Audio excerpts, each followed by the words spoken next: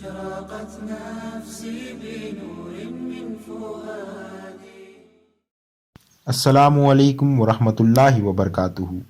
Radio HRDF میں آپ کا استقبال ہے.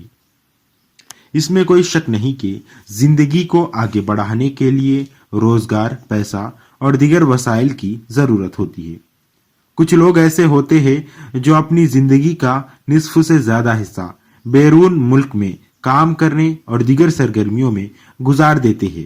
آخر میں بڑھاپے اور بیماری میں مبتلا ہو جاتے ہیں. ایسے لوگ آخری دنوں میں اکثر اپنے بچوں سے پریشان رہتے ہیں. زیادہ تر والدین کی یہی شکایت ہوتی ہے کہ وہ بچوں کی بری عادتوں اور برے تعلقات کی وجہ سے پریشان ہیں.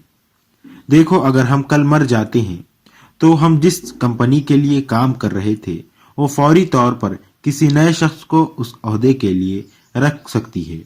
آپ کے انتقال سے وہ ادارہ یا کمپنی بند نہیں ہوتی.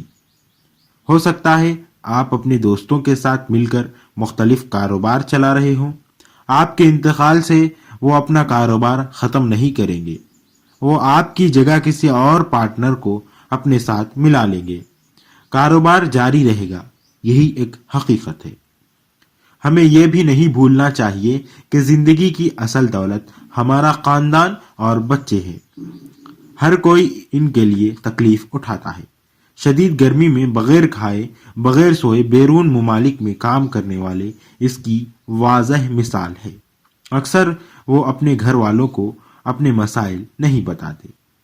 ہمیں زندگی کے لیے وسائل جمع کرنے کے ساتھ ساتھ اپنے بچوں اور خاندان کے ساتھ گزارنے کے لیے وقت نکالنے کی ضرورت ہے.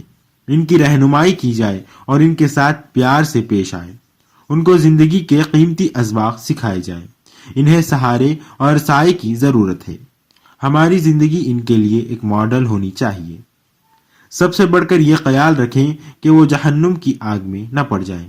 یاد رکھیں کہ آپ جو پیسہ اور دوسرے وسائل جمع کر رہے ہیں وہ اس محبت اور غور و فکر اور سکون کا متبادل نہیں ہو سکتی جو آپ ان کو دیتے ہیں. رسول اللہ صلی اللہ علیہ وسلم نے فرمایا کہ مرنے کے بعد جو چیزیں ہمیں نفع دیتی ہے ان میں سے ایک وہ نیک اولاد ہے جو ہمارے لیے دعا کرتی ہے.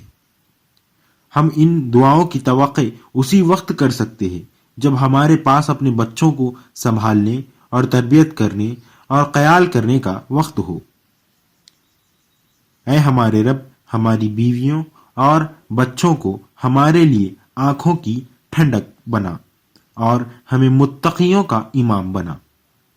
اللہ تعالی ہمیں اپنی ذمہ داری کو اچھی طرح نبھانے کی توفیق عطا فرمائے. آمین. أشرقت نفسي بنور من فؤادي.